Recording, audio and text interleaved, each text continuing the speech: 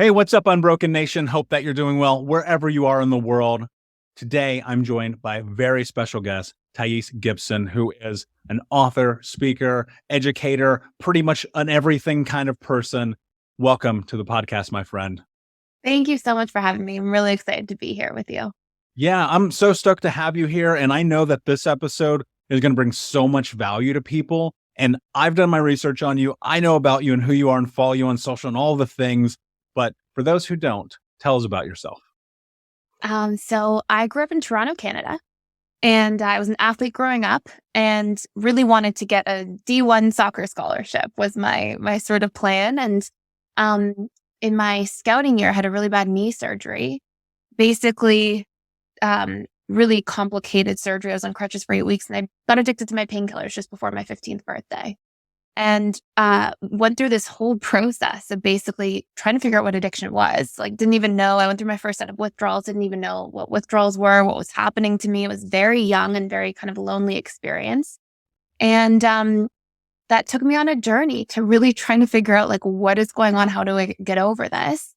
And that really set me on this path at a very young age of like personal development, self-understanding, self-awareness, but more than anything else, learning about the subconscious mind, because as somebody who tried rehab, AA, NA, all these different things that didn't work for me, it wasn't until I learned about subconscious reprogramming and how for real change to happen, it has to exist at the subconscious level. It wasn't until I got my hands on that I understood like the battle of addiction people go through, or the battle when people are failing their goals and New Year's resolutions is the battle between their conscious mind having one set of intentions and their subconscious mind having a different set of intentions, and us sort of being at war.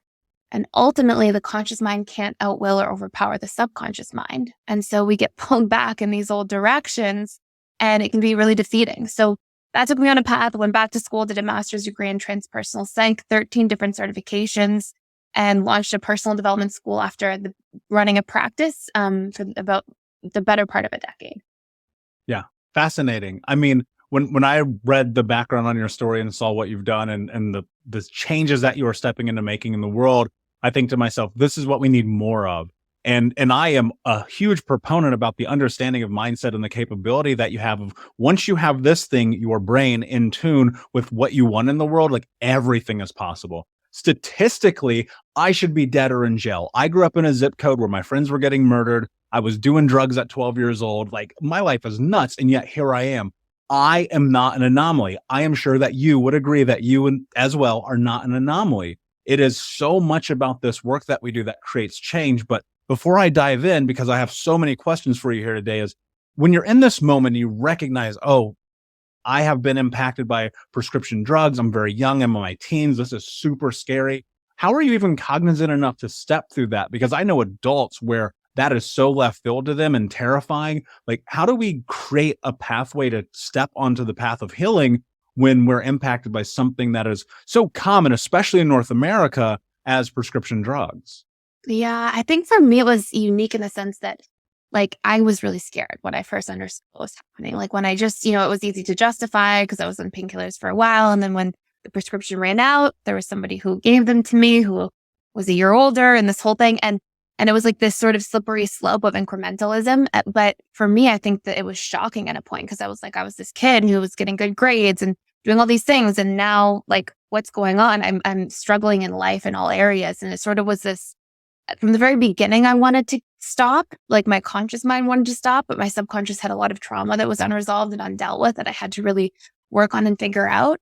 But I think as an individual, like listening to this, if that's something that a person is struggling with, I mean, I think anybody who's been through like real addiction where, there's like, and I'm not sure if you've had this experience, but it's like you have this daily use and you, even if for periods of time, like weeks, months, you are like, oh, I prefer this life and I like to feel numb and all these different things. There are low points with any addiction. Like there are really rocky, like low points. And I think sometimes that pain can be a motivator. And that's what pain is. It's just a feedback mechanism to let us know, hey, something is out of alignment right now. Whether it's like your thoughts, whether it's your unmet needs, and like pain is there to call us and go, okay, we have to be able to create change. So I think for me, from the very beginning, I like wanted to stop, at least like before the first year in. It took me about 7 years total until I really saw myself out the other side. Yeah, it's really incredibly profound how when you're in it, and even though you recognize that you're in it, how controlling it can be. Because there is that part of you where there's justification. You Mhm. look at it and you go, oh, my life feels okay like this. It's not that bad. I used to tell myself all the time, at one point, I weighed 350 pounds, smoking 2 packs a day, drinking myself to sleep every night. And I go, well, at least I'm not killing anybody. And it would always be like this self Yeah. justification. Yeah. What happened to me, and this is what I'm very curious about, is I had this moment in which I hit rock bottom. I hit total breakdown and I was like, okay, it's either I have to create change in my life or I'm going to die. And one of my biggest goals is how do we mitigate the risk of rock bottom and create change before that moment occurs? And what I'm very curious about is, was there a rock bottom moment here in your life where you were like, oh, wow, if I don't fix this now, everything's over? Yeah, totally. I had a really big rock bottom. I had a rock bottom. It was a crazy thing. There's a whole long, complicated story I won't get into, but I was getting married young, like 19 years old, to my, boyfriend who was also addicted to prescription drugs. And I was in the US and I was getting married so I could go back to school because I had left school and tried to go back and my papers and visa weren't working. And so we were trying to do this whole thing. And then I caught him cheating on me the exact way that I caught a parent cheating on me or a parent cheating on the other parent in my life as a child. And in one sort of evening, it was like lost my papers, lost my ability to work, lost my ability to go back to school. We were living in a place that his parents owned that we were renting, had nowhere to live. Like just in one night, like everything in my life was taken. And I was already like, living the life of having no money and all these different things. And so just everything kind of got ripped away from me overnight. And then I went down a really dark path for a little bit. And it was from that where it was like, I think sometimes we lose everything. And it's like the grace of God can come in at that point because you have no attachments left, right? You have nothing to like look at through that lens. So that was the thing for me. But I think ultimately just from like a healing perspective, if people are wondering about like, why do I get stuck in these patterns and why am I so helpless in the relationship to myself? I think something that's so valuable to look at is like the problem is not the problem. It's not the painkillers. It's not the wine or the 2 packs of cigarettes a day. Like the problem is that we are using those things. Those things aren't jumping down our throat when we're not looking. They're not smoking us, and when we can't do anything about it. The problem is that we are using these things to run from unprocessed, programmed patterns that are creating pain within us. And until we go inside of ourselves and clean up that unresolved trauma and really take a look, we will continue to reach externally for things to try to numb that pain that actually exists as an imprint because of the past. And that's how it's still there with us all this time after traumatic events happen. Yeah, I'm constantly fascinated by the idea of my understanding of there was nothing external in the world that was going to heal me intrinsically. It was always me chasing this idea of the more I do, the more excess, the more drugs, girls, cars, clothes, whatever. Somehow I would be satiated internally and feel like I'm capable of love, worthy of love, self-belief, things of that nature. And as we progress and as we head forward, the thing that I'm always wondering is how do we mitigate that moment of rock bottom? And I know with what you do in personal development and now me being in it for really 15 years of my life and thinking about what it means, I have this goal that says, if I can give someone a tool that helps them keep from reaching rock bottom, I want to do that. The problem is, though, I believe inherently, and I hope that you'll be a person to correct me here. I believe that inherently as human beings, we love suffering. It is our favorite thing. We like crave it for whatever reason. Part of it being a defense mechanism to avoid reality, right? And the other part of it, I think, is because we've become it's become a social norm to understand that suffering has to be reality. However, I argue that that in fact is not true. And so what I'm trying to figure out here is how do you mitigate the risk of rock bottom and create change before breakdown happens? Yeah, there's a bunch in here. So a couple things. So first thing, I think I disagree with your point. So I'm Perfect. not sure if you're saying you believe that we love suffering or you're hoping that there's evidence to prove otherwise. But I don't think we love suffering. I think that we get imprinted by painful things inherently. And then those become programmed patterns within our subconscious mind that we reach to maintain a comfort zone. And those things that we're doing are not to create suffering for ourselves. Those things that we're doing are coping mechanisms that are being played out that are outdated strategies. So I really want to explain that for a second for people who are like, what did you just say? So we go through childhood, we condition, we go through the system of classical condition. It's important. We have to get socialized. We have to get brought into the world. We get punished for doing things wrong. We get rewarded for doing things right. So our mind that comes into the world kind of open now learns that parts of me are acceptable and parts of me are worthy of punishment.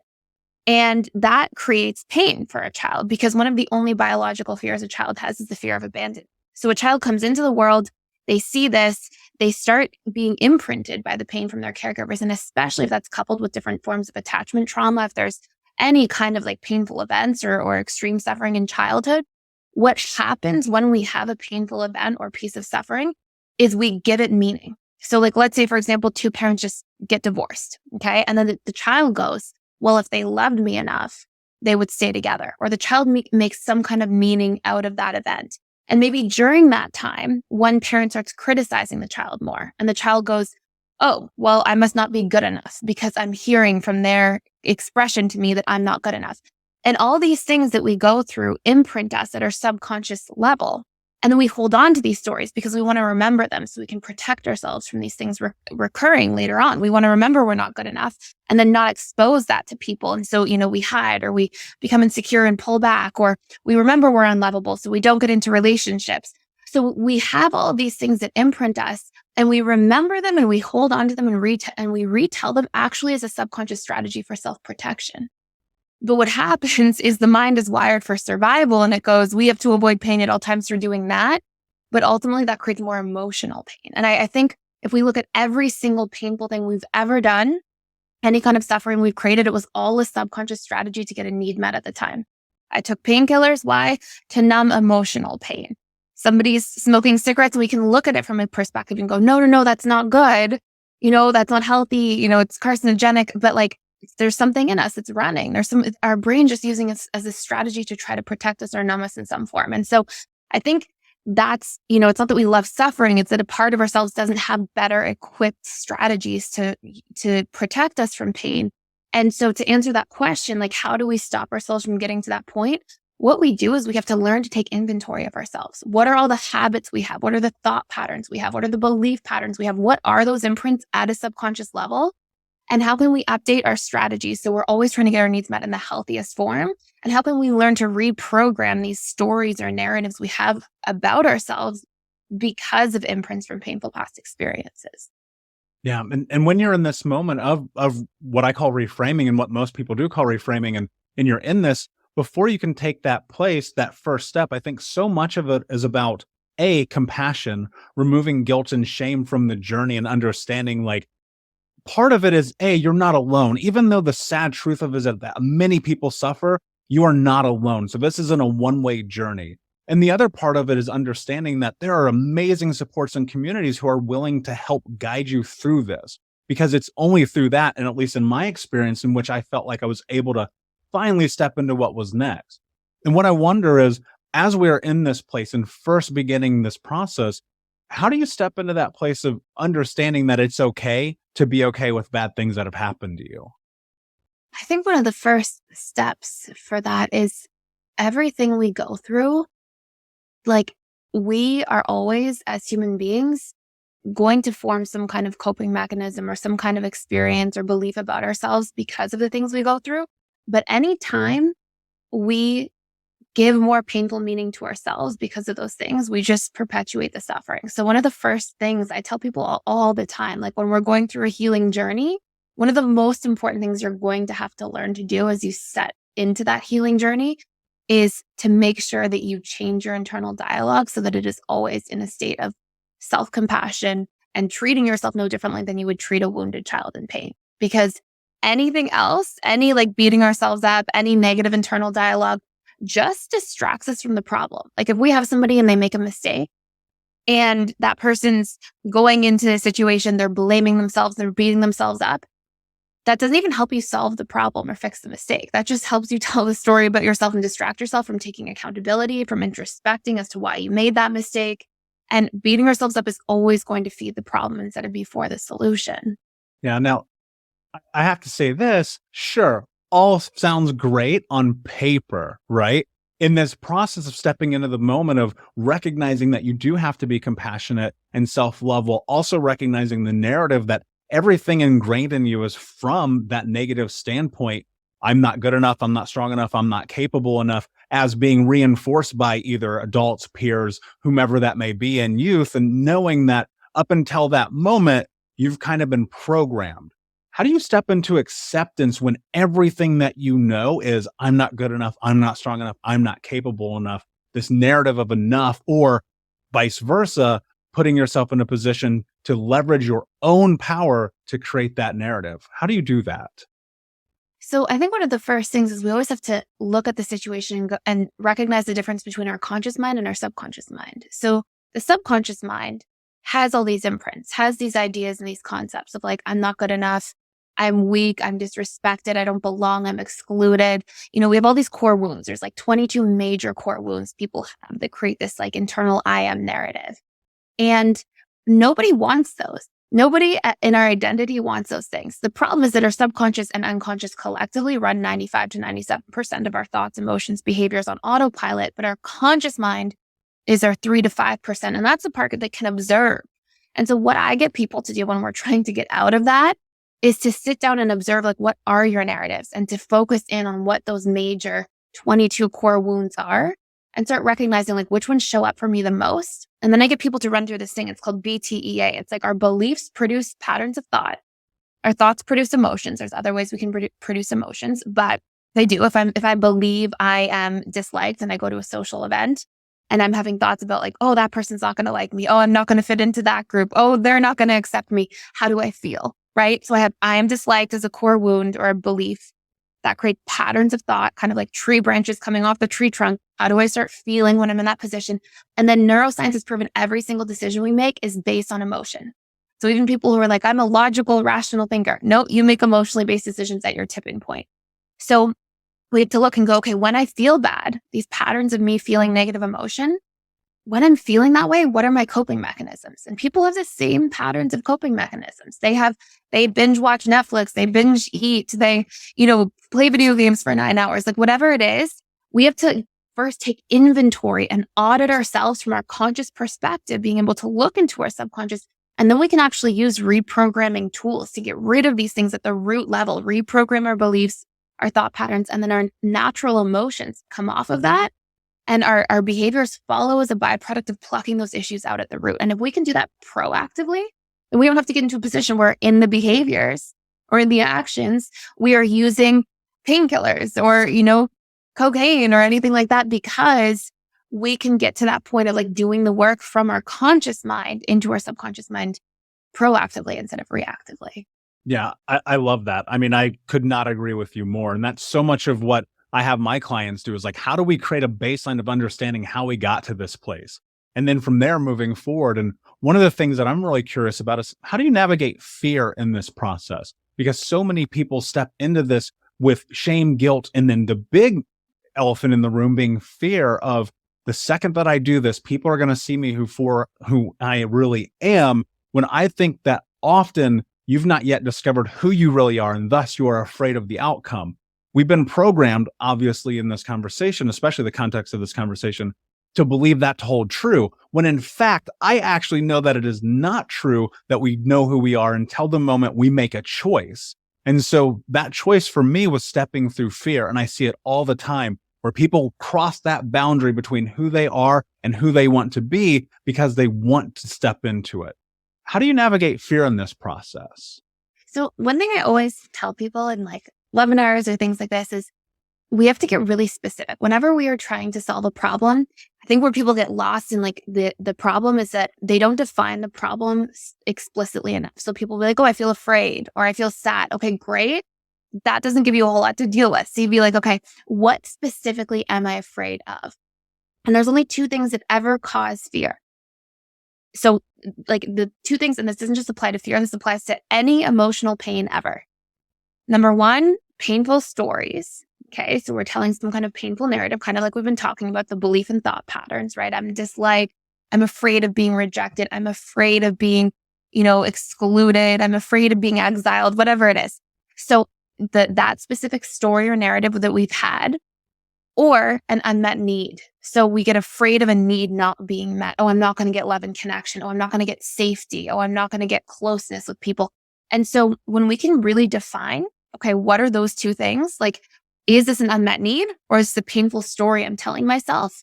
And then we can go, okay, if it's an unmet need, the brain gets its needs met in the present, but also in its fantasies of the future and in its nostalgic memories.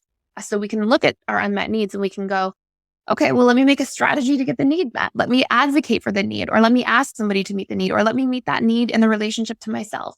So if I'm afraid I'm not going to get safety, good. What's my strategy to go out and get safety? If I'm afraid that I'm going to be disliked, maybe I should question that story instead of projecting that onto the future. And so we can manage and mitigate our fear by actually doing just that work, like a procedural step-by-step solution. And that really helps us to minimize any negative emotion that we're feeling. And the last thing I'll add to that is that sometimes people will, there's that quote and it's like, oh, guilt is about the past and depression is about the past and fear is about the future. Really, fear is not about the future. Fear is about the past still, because the future is neutral, right? The future we don't know anything about the future. It could be great. It could be terrible. So what's actually happening when we're fearing the future is we have unresolved core wounds, these painful belief imprints like we keep talking about from the past that we project out onto the future. Oh, I've been bullied in the past. Oh, I'm afraid of being bullied again in the future. And so everything that we feel that's negative, it's a beautiful opportunity. It's a feedback mechanism for us to go inside of ourselves and be like, what specifically is this about? What wound is still alive, or what unmet need do I have? And to do the work around those things will give you a solution you're looking for. Yeah. And a part of it is trusting yourself, knowing that within you, you are capable of making the right decision for yourself. And that's something that comes from learned behavior. Can you show up for yourself? Can you do the things you say you're going to do? Find the therapist, find the coach, go to AA, NA, whatever that A may be. I've been all of them. And then put yourself in this position where every single day you hold yourself accountable. Because I have found for most people, the only way that change actually happens is in the doing. How much of this process is actually in the showing up for yourself? Well, this is the really interesting thing. We can think about these things all day in our mind, but unless we're doing the work, so doing the work can exist in a couple different forms, right? I can do the work by questioning my narrative. So if I've been telling myself every day that I'm stupid, for example, which is a core wound, not a very nice one, but it is. If I go through life and I'm telling myself that, I have to change my internal dialogue. If I catch myself writing that narrative, I have to question it. No, like, what is some evidence for why I'm smart or capable and I'm learning and growing? Like, we have to equilibrate that story. And so that's technically doing the work. It's doing something by shifting the narrative within ourselves. If it's meeting an unmet need, we have to take action from a more behavioral perspective because we don't get our needs met by sitting still. Now, what you're, I think, talking about too that makes such a profound difference is that the subconscious is where change happens. So like we were talking about earlier, conscious mind cannot outwill or overpower the subconscious mind. And when we're doing something, it's repetition plus emotion that reprograms.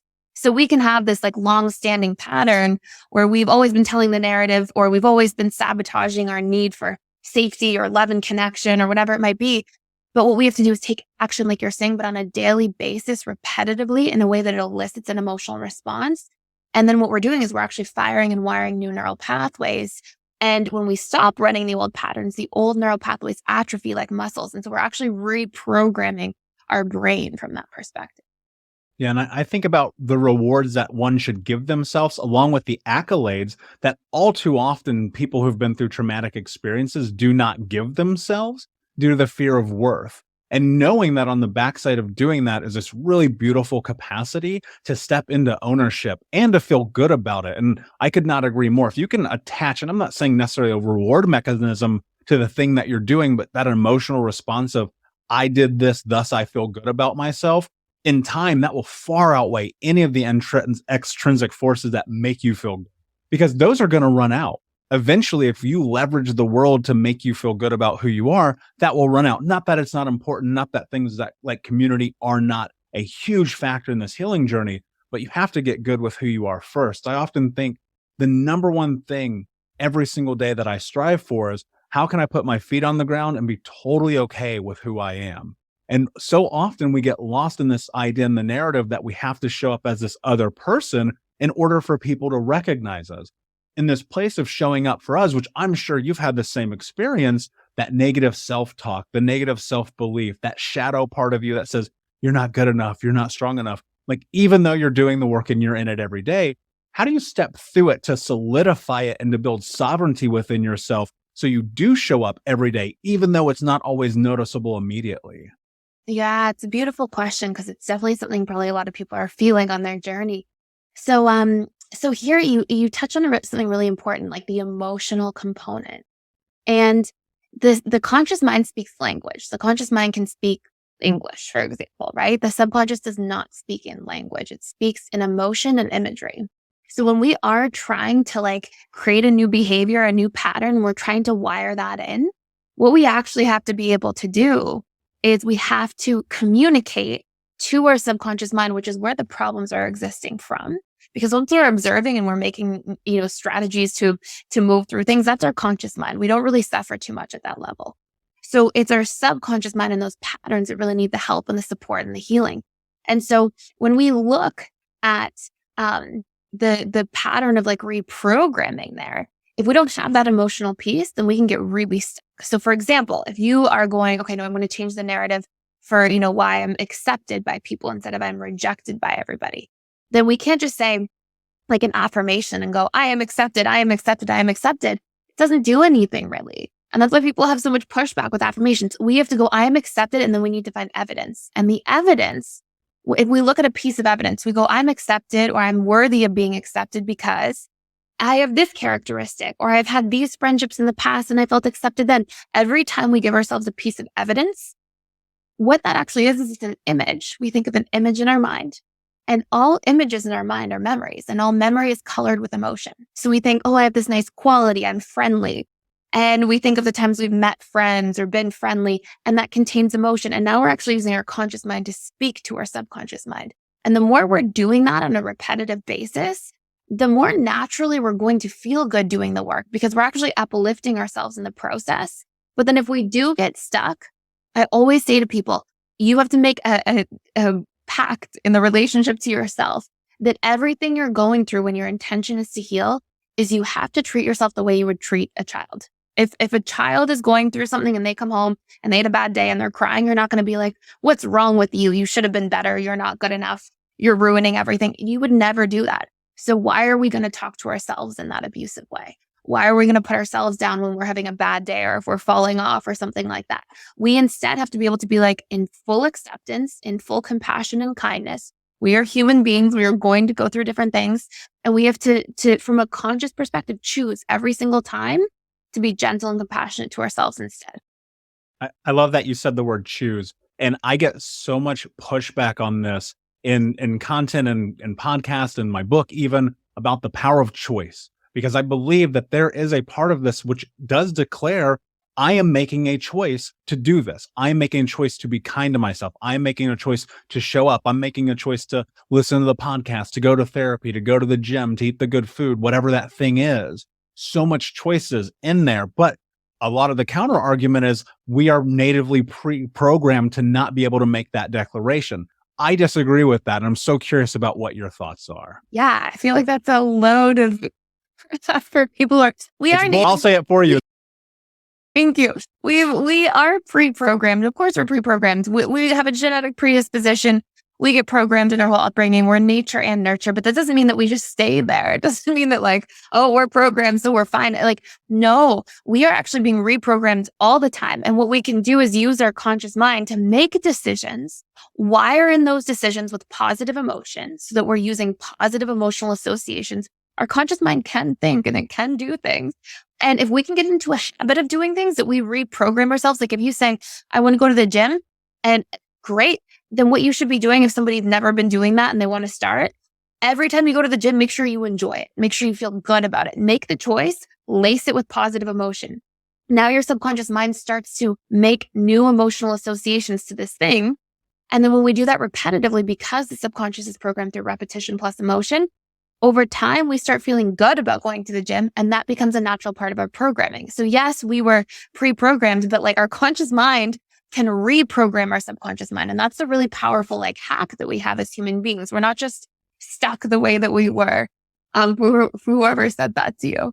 Yeah. I mean, that the thing that I think about so often is if it is true that we are the sum total of all of our experiences leading up to this moment, then that means we've been informed by all of those things to understand who we are right now.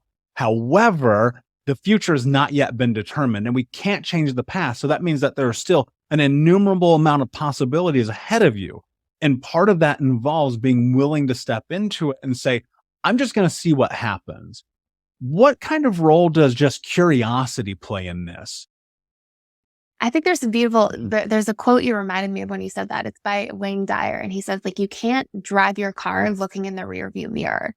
And it's sort of this idea, like, you can't just live your life by assuming that the past will be the future. I think that's what we do when we're on autopilot. But when we start observing our patterns and we start to become more conscious and we witness and we're aware, that's when we start having a point of control to be like, what is serving me in my patterns and what's not? And how can I reprogram what's no longer serving? But what was your question after that? Sorry, the quote got me. No problem. What I'm really wondering and trying to distill down here is, how do you still step into that change, the idea that it's okay to change your narrative, even though everything about your past and leading up till this moment has been an experience of you're not allowed to, you're not good enough, you're not capable enough. But now you're in this moment of a precipice of, I can do this, but I don't know how. Am I actually allowed to? And then give yourself permission to, through curiosity of, if I'm curious about it, what will happen? Because I think so many people already have a wall up that says, I'm not going to do this because I know the outcome. And I don't know about you, but I can't predict the future. And because of that, I'm willing to be curious about possibility. So what I'm wondering about, what I'm curious about, is what role does curiosity play in this journey? I think curiosity is huge. There's like the big 5-factor model, which is like, it's related to personality, and there's a quality called openness. And openness has essentially proven to be like majorly determinant on people being able to stay open to new experiences, be open and curious about their environment, and basically dealing with change. The more open somebody is, the better they actually deal with change and things that are sort of thrown their way, the more adaptable they are. So obviously that plays a huge role, but it sort of boils down, like, if somebody's sitting down right now and they're listening and they're going, you know what, the past has always been, a certain way, and I'm afraid of like really trying to think about moving on. I always just get people first. The first layer of anything is just to strip back your stories. Like, what narratives do you have? Oh, something bad's going to happen if I change. People don't just want to change for no reason.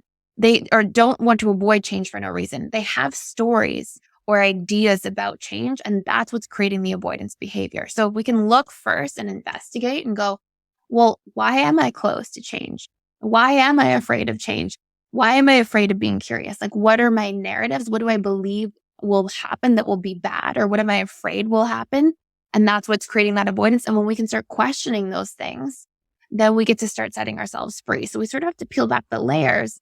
And then one other thing too is you can look at, like, what needs do I get met by trying to avoid change? And if somebody's like, oh, well, I want to stay safe or I want to stay comfortable. Okay, well, what are the downsides? What does it actually cost you? Does staying where you are truly keep you comfortable and safe? What are the downsides in 5 years and 10 years? And when we really take a look, sometimes we'll realize that this need to avoid curiosity, avoid being open, avoid change are actually things that will create more pain long-term. And that can be a bit of a motivator to shift as well. Yeah, absolutely. And I'm sure you'll agree with me, though I will not put words in your mouth, that real change happens through becoming uncomfortable, because that's when you discover the truth of who you are. Right now, there's someone listening and they're on that precipice. They want to step over this edge, and they have this notion that personal development is a joke. It's woo-woo. It's whatever, right? And yet here they are. How do we push them into what's next in their life? What is it about personal growth and personal development that has played such an important role in your life? I would say that I got the control back over my life. I think that we forget that we actually have control. And I think it's really easy when we go through painful things, and especially where people are victimized by things. I think it's easy to be like, I'm the victim, but then to stay there. And that creates an enormous amount of suffering. I think we can look at things and go, yes, I was objectively the victim in a situation, but I'm not going to keep living that narrative. And what I always tell people is, if we are in a situation, if we went through pain, if we went through challenges, we owe it to ourselves, especially if those challenges were because of other people and we didn't ask for those things to happen to us. We owe it in the relationship to ourselves to go in and pluck out every little imprint on our subconscious mind that was made because of that situation or person. So if somebody was abused, if somebody was screamed at, whatever it might have been that that rattled them, what did you make that mean about you? Did you make that mean, oh, I'm weak? Did you make that mean I'm a helpless person? I'm powerless? And then why 40 years later, 50 years later, are you still in that narrative about yourself because of something happened literally 40 or 50 years before? It's such an injustice. So we have to look at that and be like, hey, personal development, personal growth, self-observation or self-actualization, just looking at our patterns and actually using our conscious mind to reprogram what we don't want there anymore and meeting our needs for ourselves. Like if somebody was emotionally neglected in childhood, you can bet that person 30 years later, 40 years later, they're in a state of emotionally neglecting the relationship to themselves. So we have to look, what are the narratives I've been telling myself for so long? What were the unmet needs that were not met for me? Both of those things are forms of trauma. The things that happened that shouldn't have happened, like abuse, and the things that didn't happen that should have happened, like emotional neglect. And we have to look at all those things and we have to stop re-traumatizing ourselves on autopilot by then enacting those things in the relationship to ourselves. And so, it's very important that we do that out of like justice to ourselves. And so personal development gives you that opportunity to observe, to look at those things and to stop re-traumatizing ourselves on autopilot because we have these imprints playing themselves out in our lives over and over again. Love it. I literally have goosebumps right now because I could not say it better myself. It is so important that one of the benefits that this gives you is control. That thing that is often stripped from us, you can get it back if you're willing to step into it. And I'm not saying it's easy, and I'm not saying it's going to happen overnight, but it can. And you know what? Sometimes that's good enough. I could talk to you literally all day. I feel like we're just tipping the iceberg here. There is so much more I have to ask. But before I ask you my last question, where can everybody find you? www.personaldevelopmentschool.com. I have over 40 courses in there people can check out. I do 4 live webinars a week, and then I put daily content on Personal Development School - Thais Gibson. Awesome. And I believe you have a book. Sorry. Daily YouTube content. And I believe you have a book too, yeah? Yes, the Attachment Theory Guide. There you go. Perfect. My last question for you is, what does it mean to you to be unbroken? It means going back in and becoming our own parents or caregivers that we didn't get to have. Like, people are imperfect. And I think we can go through things from parents, we can go through things from siblings, from teachers. And I think so much of healing ourselves and putting ourselves back together is literally us being able to look at all the things that weren't given to us or all the things that were done to us that we didn't like or we would have preferred not to have happened. And we have to actually go in and reparent ourselves, show up for ourselves in those areas, meet the unmet needs, change the narrative, and then we become whole again through doing those things and through being able to give those things to ourselves that we didn't get. Yeah, I love it. Absolutely could not agree more. Thank you so much for being here. Unbroken Nation, please check out, like, subscribe, comment, share with a friend, leave a review. And until next time, my friends, be unbroken. I'll see ya.